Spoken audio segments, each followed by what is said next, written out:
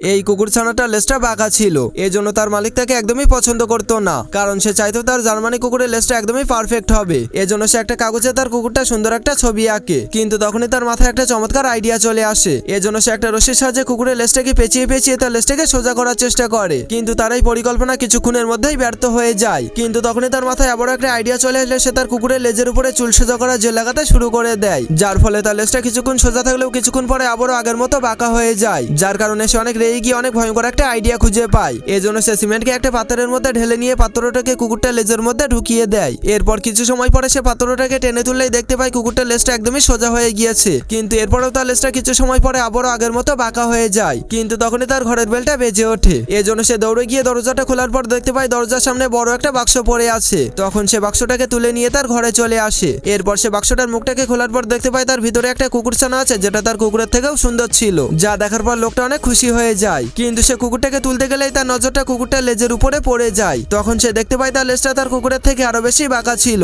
যার কারণে এখন সে অনেক টেনশনে পড়ে যায়।